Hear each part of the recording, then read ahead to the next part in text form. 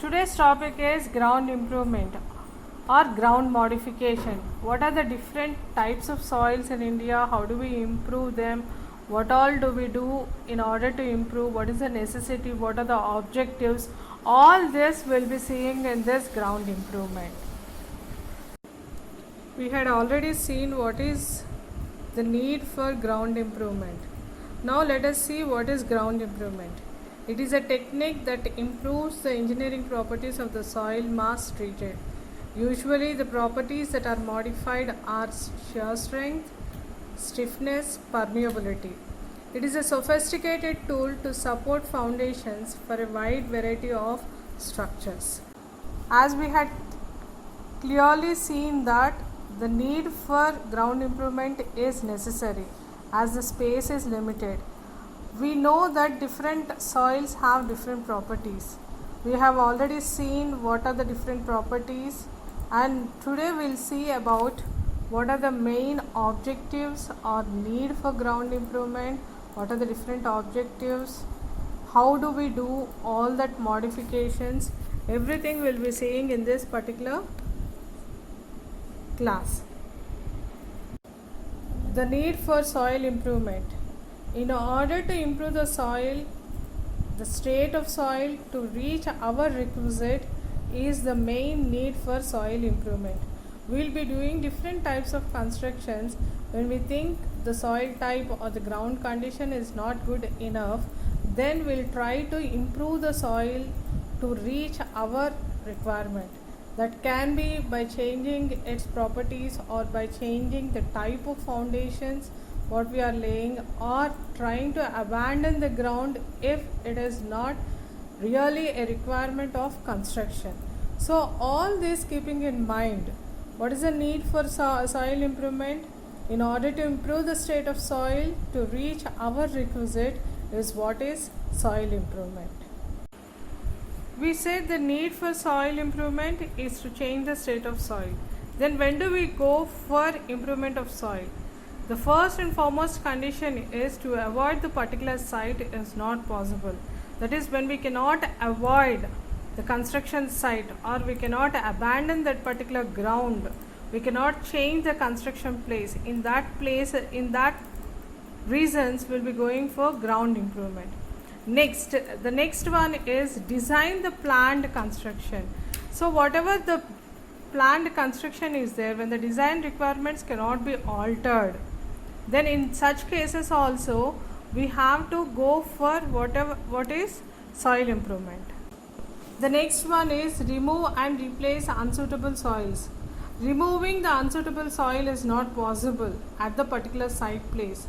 Then we need to go for ground improvement. Or when we can replace the soil, whatever the ground is there, when we can dig them and replace them, then we can go for normal procedure. But when we cannot replace that particular soil, then definitely we need to go for ground improvement. Next, to attempt to modify the existing ground. What is the next thing? We have to go for modification of existing ground. If modification is easier, then we try to change the properties. So in that case, we'll be going for ground improvement. Next, enable cost-effective foundation design. So here the basic thing is the structure has to see that the main reason is the construction has to be safely, the load has to be distributed safely onto the ground. And in that particular manner, what do we need to do? The foundation should be stronger. If the foundation is stronger, then it can safely send the loads to the ground. If the construction of foundation is less costlier, then we can go for ground improvement. If the ground improvement is not possible and if it is becoming more costlier, then generally we don't go for ground improvement. Next, to ensure the sustainability in construction. If the structure can be sustainable, if it can last for more number of years, and if it can be safely transforming the load of the structure onto the ground, then in such a case also we go for ground improvement. If improvement can be done in any of the methods and if it is cost effective, then we try to go for ground improvement, or else we'll just try to change the designing. If it is not possible, we'll try to remove the soil. If it is also not possible, then what do we try to do? We'll try to take up some other site for our construction. The objectives of ground improvement are: first one is to improve the bearing capacity of the soil. That is, that particular soil should be capable enough in order to take in the load that is coming from the superstructure. The foundation should be capable enough in order to take that particular load and then safely transform it or transfer that particular load to the ground. That is your bearing capacity. The next one is to reduce the settlement of soft ground. If the ground is unable to take in that load, then what will happen? It tries to settle because of that load. That is, the compaction of the ground may take place. During that compaction, if the settlement is equal in all the directions, then the structure will be safe. If there is an unequal settlement, then what happens is we cannot expect the structure to be safe. There will be differential settlement because of which the structure fails. In all these cases, generally what happens, the structure is on a bad soil. So in such a cases, to reduce the soil settlement of soft ground, we go for ground improvement. The next one is to prevent earthquake liquefactions. What is this earthquake liquefaction? Generally an earthquake occurs because of tectonic movement. When tectonic movement takes place, large temperature differences are created under the ground. So when these tectonic movements are there, then what happens? Whatever the minerals are there inside the earth, they try to liquefy. Because of this liquefactions, what happens? The ground changes its own properties and there are changes in the ground. Definitely the foundation changes. When the foundation changes, the total of the structure can change its form. In all those cases, ground improvement, if you doesn't want all these changes to take place, then ground improvement has to be done. It means that it should be good enough in order to take earthquake forces also. Next condition is to control groundwater. As I have already said in the before class, if at all the groundwater is more and if at all there are changes in groundwater table during rainy season and summer season, and if capillary action takes place, then what happens? Swelling can take place on the ground or else settlement can take place. Both the things are not good for construction. So in such a cases also, in order to see that there is no capillary action or there is no settlement, ground improvement is necessary. To stabilize excavation at the bottom. What is stabilizing excavation at bottom? Generally, even if the top layer is soft, then we can just remove it or we can replace it. But wherever this particular foundation is resting, that particular ground should be stable enough. So until we reach that particular place wherein the ground is stable, the excavation has to be done.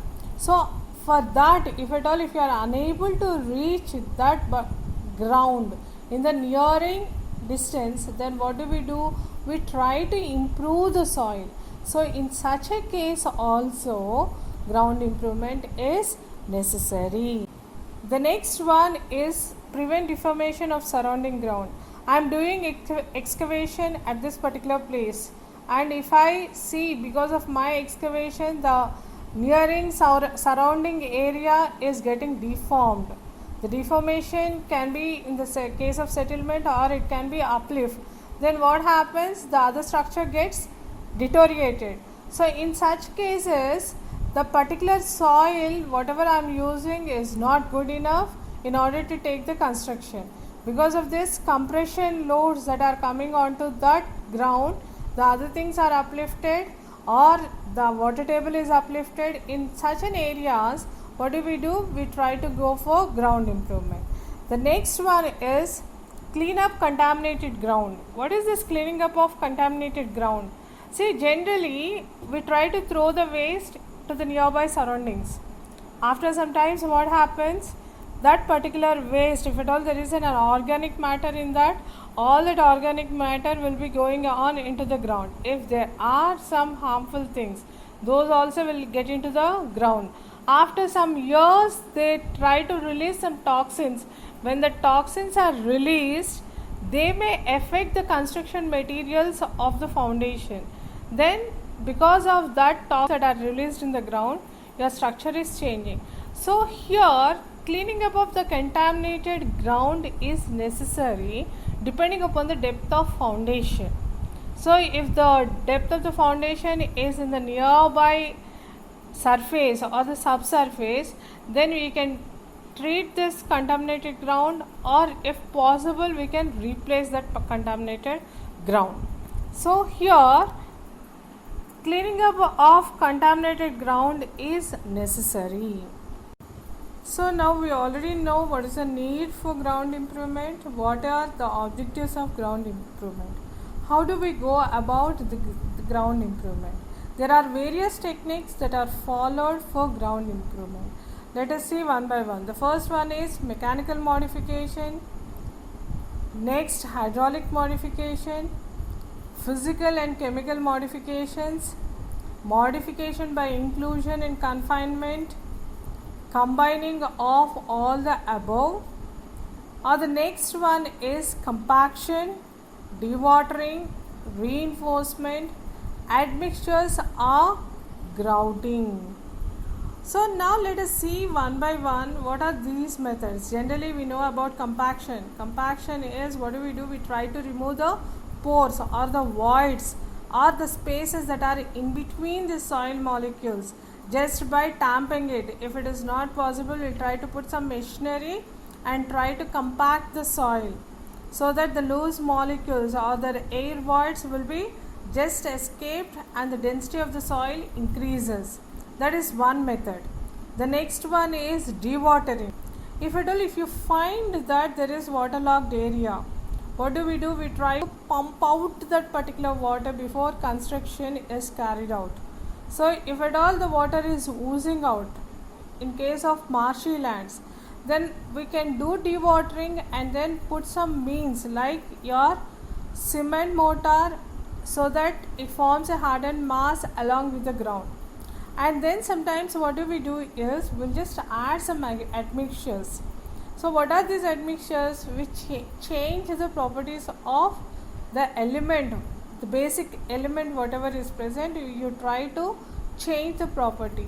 Over here these admixtures are added, or sometimes grounding is being done. So these methods, the next four methods, that is mechanical modification, hydraulic modification, physical and chemical reactions, and the next modification by inclusion and confinement, we will be learning in depth about them in the next classes. Now let us see the next one. What do we have? In the before presentation, we had seen how the ground is formed. Ground is formed by the combination of rock and soil. So we have seen what are the major effects that will be affecting the formation of ground. Now here in India we find different soil types. How are they distributed? What are the main reasons for their distribution? Let us see. The first thing is, formation of soils in India is mainly due to seasonal climatic distribution and the amount of rainfall. See, generally when we see there are monsoon areas, there are semi-arid regions, there are desert regions in India. All these will be affecting the soil. So for this reason, in India we find different types of soils in different parts of our country. So in this manner, the next thing is the chemical reaction involved are more intense, and therefore rock disintegration is rapid, followed by chemical decomposition. So in some places what happens when there is more amount of rainfall, or when the rainfall areas are in the forest regions or in the mining areas, then what happens, these all will be affecting the chemical reaction of that particular rock elements. Then the rock disintegration takes place and chemical decomposition takes place, and then it will be resulting in different types of soils. So these are all reactions, that is the climatic conditions, the rainfall conditions, the amount of rainfall, the type of soil, all these have resulted in different types of soils in India. Now let us see what are the different soils that are present in India. The graph shown or the figure shown gives you the different types of soils, how they are distributed in India. We have various types of soils, that are boulder deposits, marine deposits, black cotton soils, lateral soils, alluvial deposits, and desert soils. So where they are concentrated more, you can find in this particular sheet. So in which places, just by seeing, you have different types of soils at different places, and those are indicated by different patterns. So when you just check it over there in the, we can see just by a vision we can find out that in the central part of India we have one type of soil, along the coastal belt we have one type of soil, in the Indo-Gangetic region we have one type, next in the Rajasthan area we have another type of soil. So let us look into that particular soils, how they are distributed, what are the characteristics of that soil, what for they can be used, or what type of treatment has to be done to that particular soil. All this will be seeing in the next things. So let us get into the topic. So the major types of soils that are found in India are alluvial soil, red soil, laterite soil, forest and hill soils, arid and desert soils, saline and alkaline soils, peat and marshy soils. So we have almost 8 types of soils in India. Let us see what are the properties of all these soils one by one. Yes, so let us go deep into this particular topic. The first and foremost soils what we have is marine deposits. As the name itself indicates, marine deposits, that is whichever you find along the sea coast, that particular soil you are going to call it as marine deposits. So here, where is it being spread? It is spread along the Indian coast. That is, when you see wherever the coastal areas is there, over there you can find this marine deposits. Next, it is a narrow belt. It is not distributed onto a wide area. Just near the sea coast you can find this particular narrow belt, and it is derived from terrestrial sources. Next, we have how are these particular soils? These soils are very soft and they are highly compressible clays. See, when you go nearer to a beach, what do we find? We find that the sand, it is silty, and we can make different types of patterns in that particular thing. If you just try to make a ball with that, we'll be able to make. When can we make? When the clay or when the material is very soft, then we can mold that particular soil to the requirement. Next, these are very sensitive soils. See, when you just take this particular soil which you find nearer to the coast and just apply some load on it, what will be happening? It will be just collapsing. It means the soil is very sensitive to loads. It cannot take in any amount of load onto that. So such a soils, you are going to call them as marine deposits. We have many other properties of these particular soils. These soils are inorganic in nature, and the thickness of the deposits, you will be finding it from 5 to 20 kilometers, and they cannot sustain external load. So pre-treatment is required before application of external load. So the first condition is these particular soils, they are inorganic in nature. That is, it doesn't have any organic matter. It is good for construction. Generally, we take this particular sand for constructions. And if you just dig them nearer to the coastal belt from 5 to 20 kilometers, you can find same amount of soil or same propertied soil over there. And how will be the soil? The soil condition is one and the same. So when you want to do any construction nearer to this coastal belt, generally we need to go the foundation deep as more than 20 kilometers, 20 meters. Next, where are these particular soils found? These are found on the coast of West Bengal, Andhra Pradesh, Tamil Nadu, Pondicherry, Kerala, Goa, Karnataka, Maharashtra and Gujarat. So when you check it, all these are nearer to your coastal belt. These form the peninsular area. Mostly you will be finding these in the peninsular area. So this is regarding our marine deposits. So the marine deposits, they are spread along the Indian coast. They are very narrow belt and they are derived from terrestrial sources. They are soft and incompressible. They are compressible, and next they are very sensitive to the external load. And how are the deposits? The thickness of the deposit is in between 5 to 20 kilometers, and these are the places. So generally whenever you want to do construction, at least you need to go for treatment of this particular soil, or else you have to replace this particular soil, or you need to construct the foundation more than 20 meters. So then this particular soil is good. The next type of soils are black cotton soils. Major soil deposits of India. So when you check this particular soil, you will be finding mostly in India these black cotton soils. Total of the Deccan Plateau is with this black cotton soil. It is spread over 3 lakh square kilometers. And where are they found? They are found in regions of low to medium slopes and in the places which have very poor drainage conditions. In these places you will be finding black cotton soils mostly. Next thing is the primary bedrock is basalt or trap. Sometimes when it is quartzite, schist and sedimentary rocks, then in such a places also black cotton soils are found. It means that generally when we take basalt or trap, what happens? These both are from igneous rocks.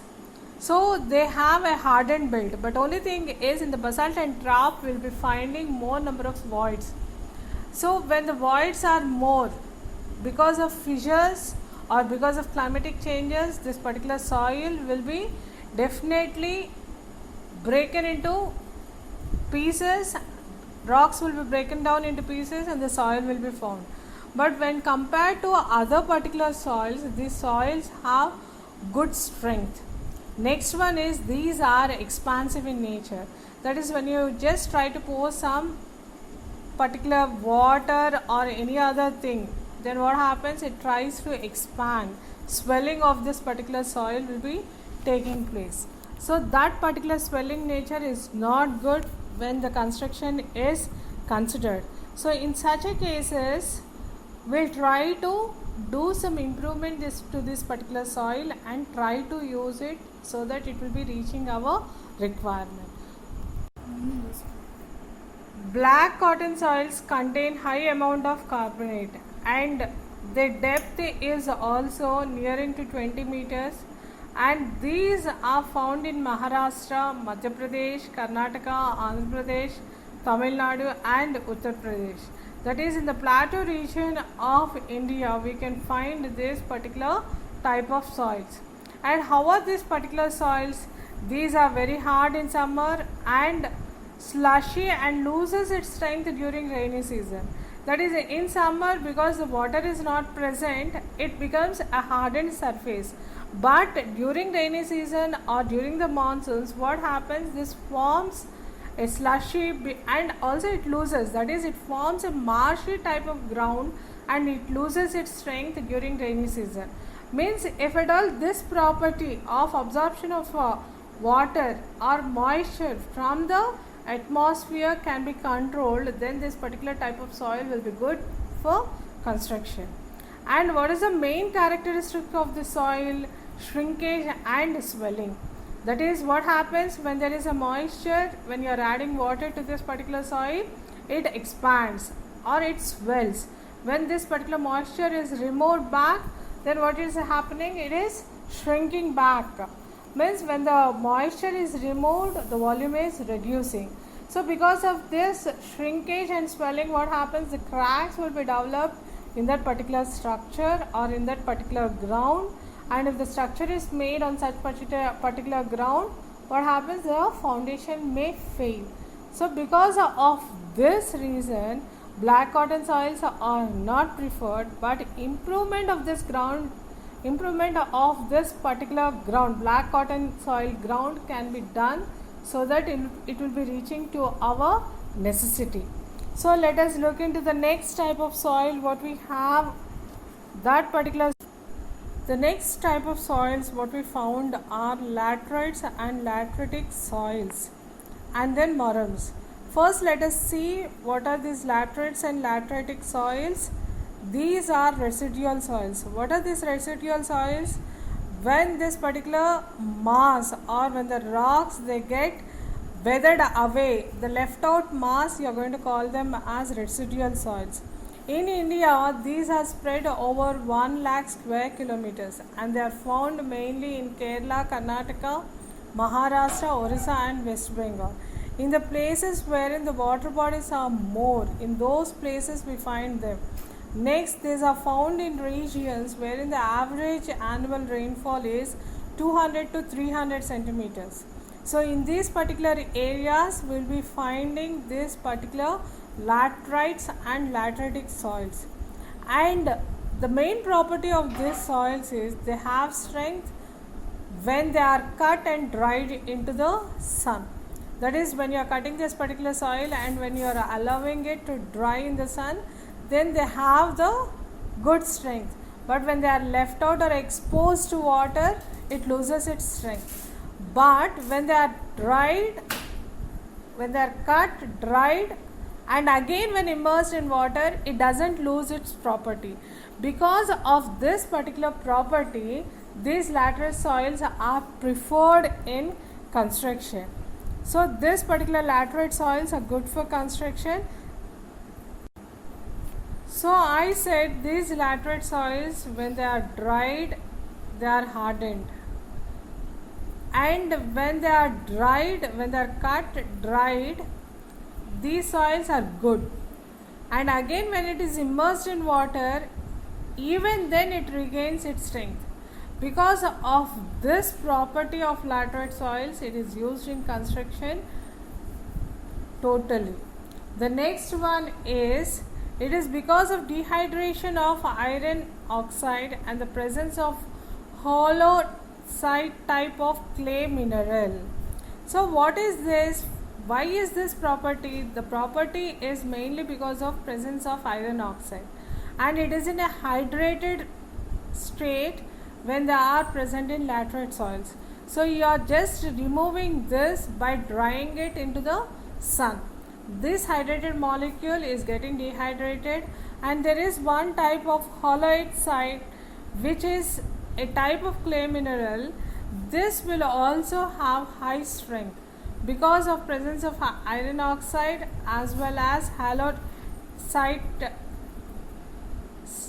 type of silt type of clay in laterite soils. This is a very good soil used in construction properties. And how is the soil? The soil is very porous and permeable, and it has to be treated before construction. So when it is treated before construction, we can use it for our construction work. The next type of soil what we have is moram.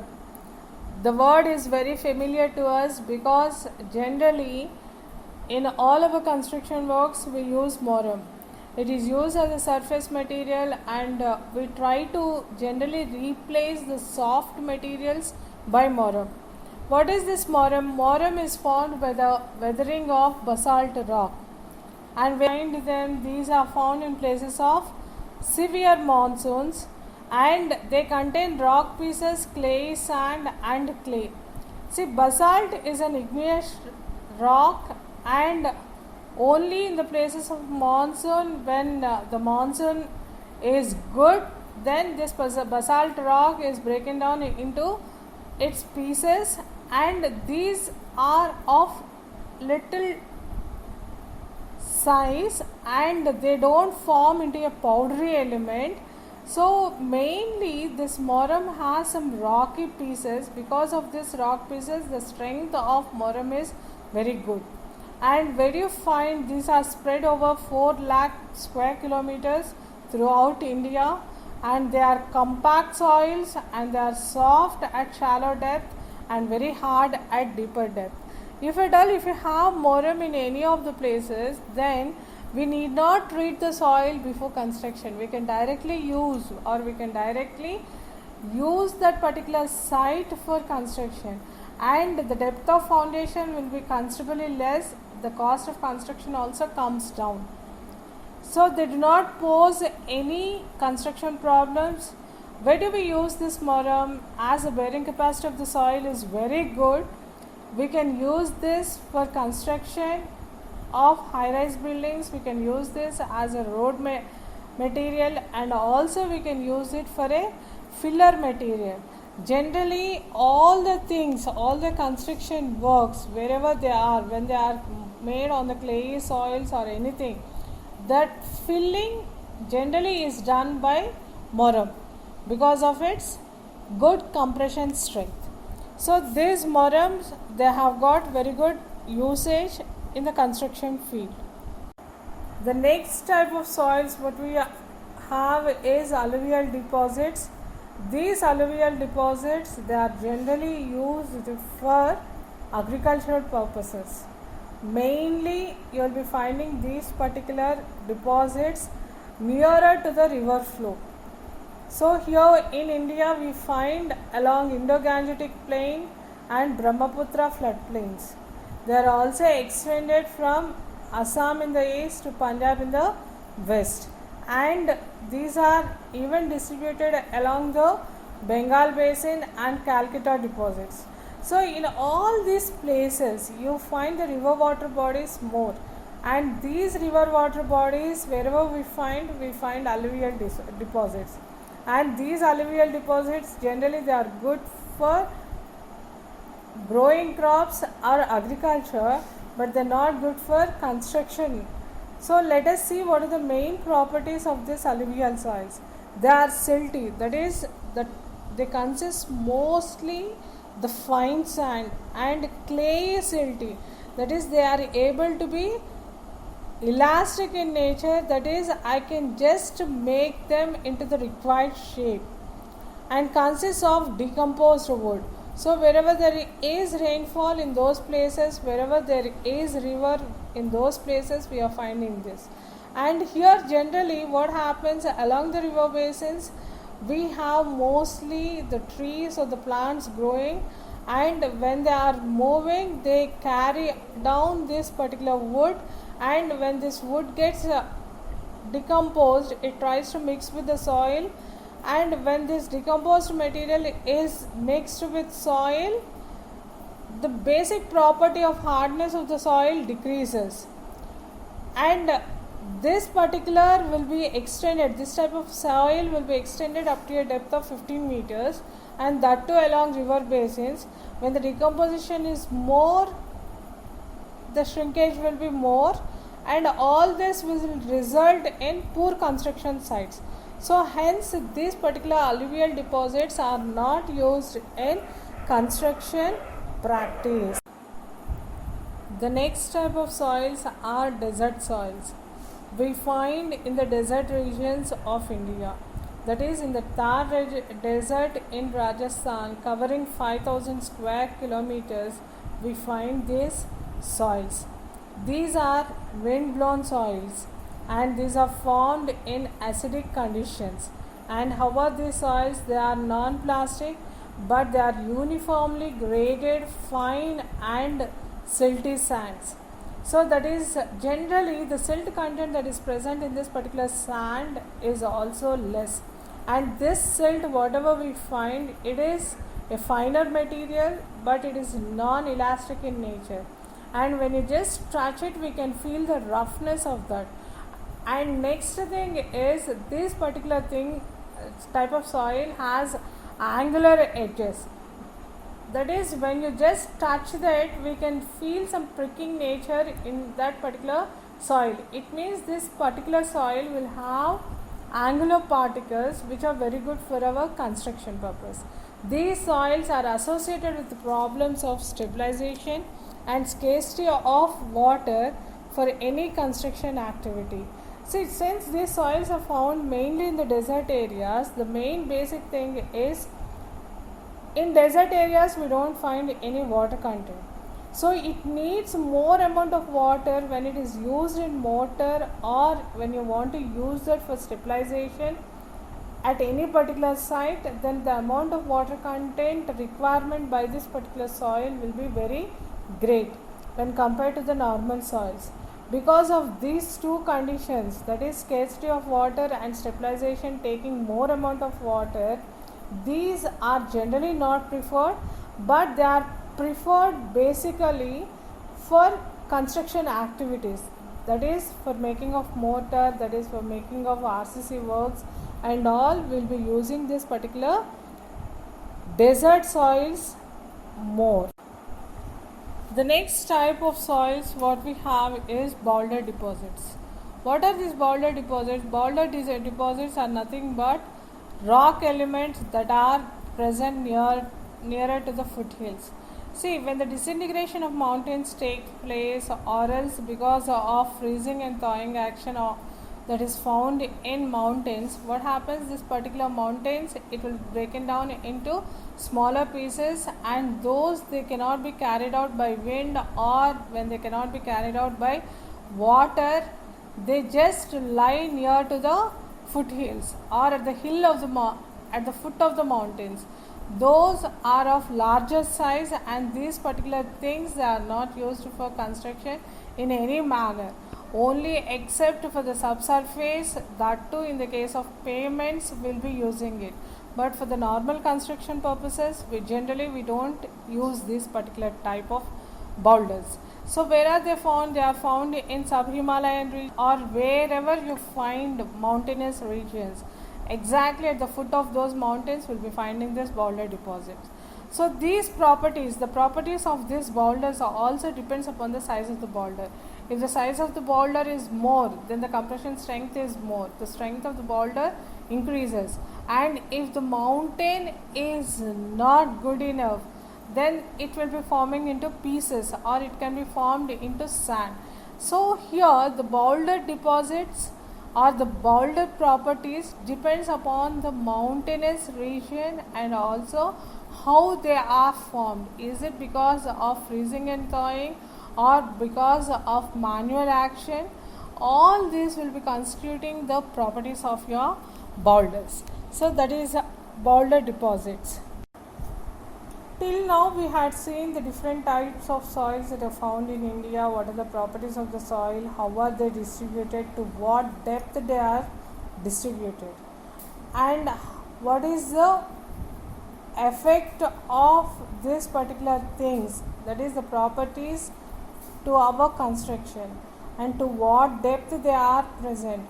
All these will be altering our construction sites, or it will be altering the construction procedures. So in order to see that the cost is minimized, the alteration of ground after the formation is necessary. So now what is the alteration of ground after formation? A structure to be constructed on the ground or under the ground should be designed considering the properties of the ground at the time of formation, at the starting of the project, and the possible changes which might take place to the ground during the design life of the structure. That is, what is this alteration of ground? Ground has formed because of rock and soil. It is because of withering actions of nature, that is by wind, by water, or some other means, by means of fill or anything. Now, how are the properties of the ground when it is formed? By what type of rock is it formed? And at the starting of the project, how is the particular ground?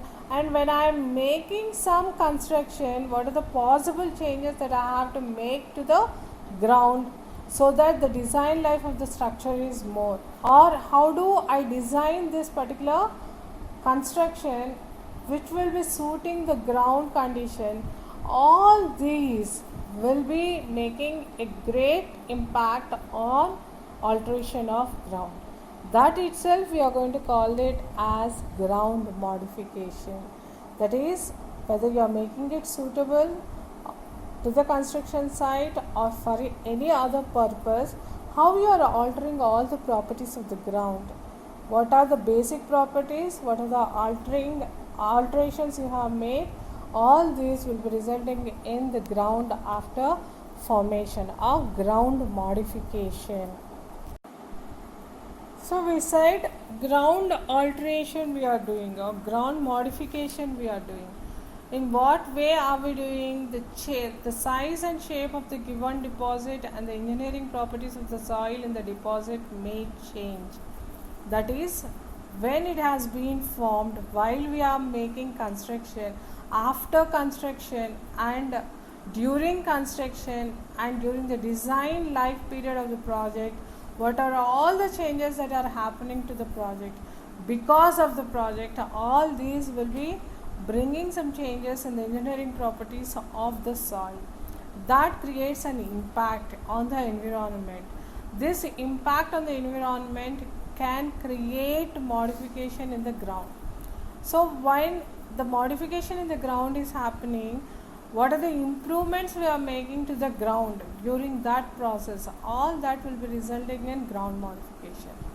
Next one is ground movement may occur due to swelling and shrinkage, frost action, seepage, vibration, etc. So here what is happening? We said that ground has to be modified. When do you modify the ground? When there are some properties which will be affected because of natural resources. What are the natural resources? Swelling and shrinkage. When is the swelling and shrinkage happening? During monsoons, because of absorption of water, it is swelling or it is expanding. Later, after removal of this moisture, what is happening? It is coming back to its original posture. That is, shrinkage is taking place. And when there is water molecule and when the temperature is very less, it is forming ice. And this ice, again in expansion, it tries to decompose or disintegrate the rock mass. And sometimes the seepages. Nearby water bodies are there, the water tries to seep or move through this particular soil. And there are vibrations. The vibrations are created because of many factors like normal conditions or for the mechanical movement or because of ground conditions. Self vibration may take place, self compaction may take place. In all these cases, ground movement takes place. When the ground movement occurs, what happens?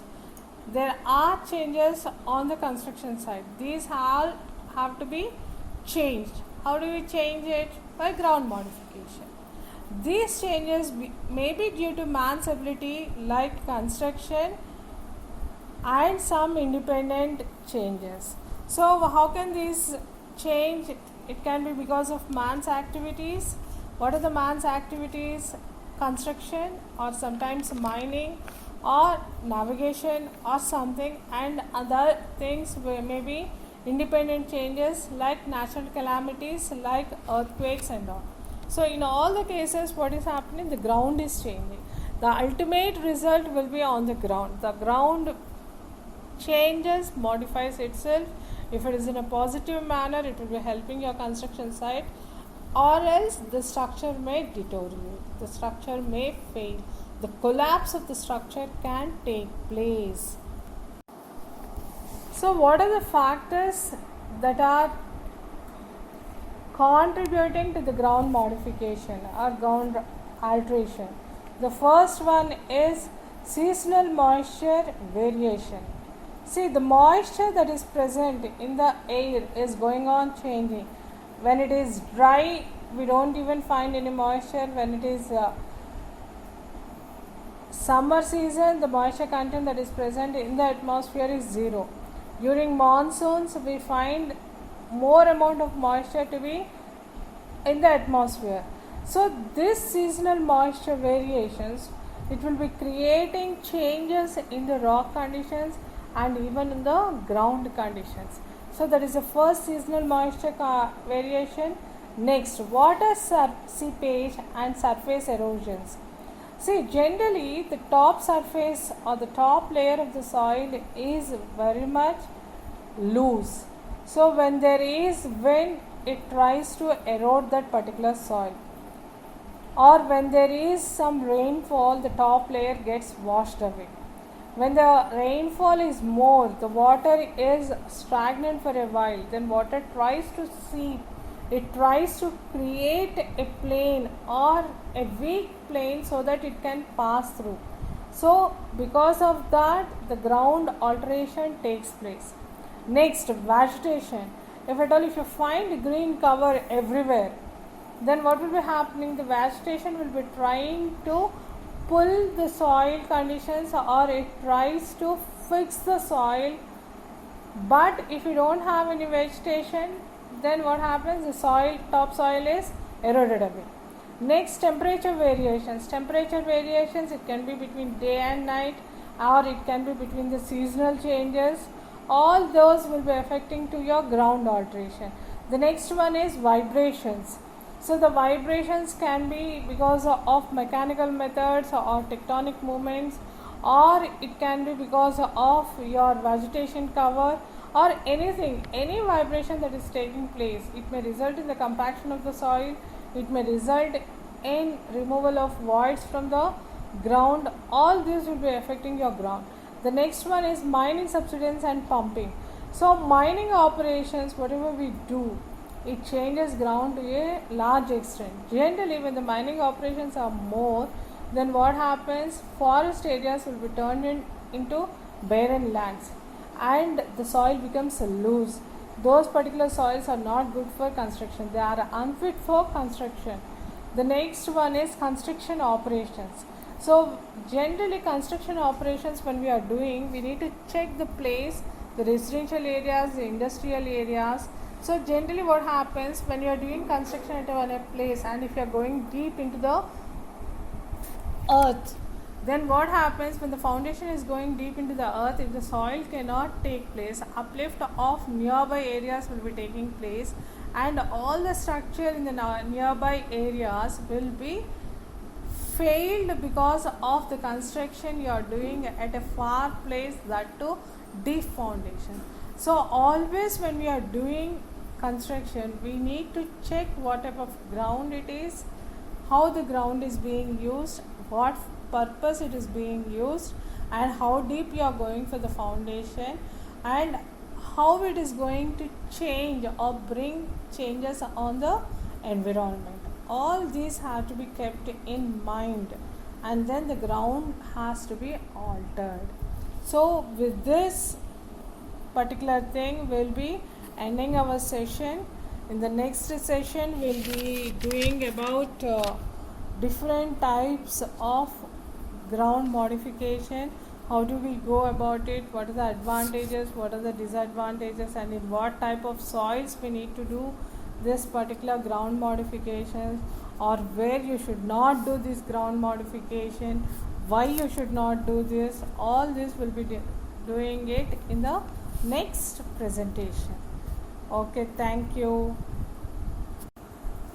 So we had completed with the need, objectives, different types of soils, and what are the properties of different soils, how do you make changes, and to what extent you can make changes in this particular class. Let us see about the other things in the next class. What are the factors contributing, all that we had seen today. In the next class we'll be going still further about the topic. Okay, thank you.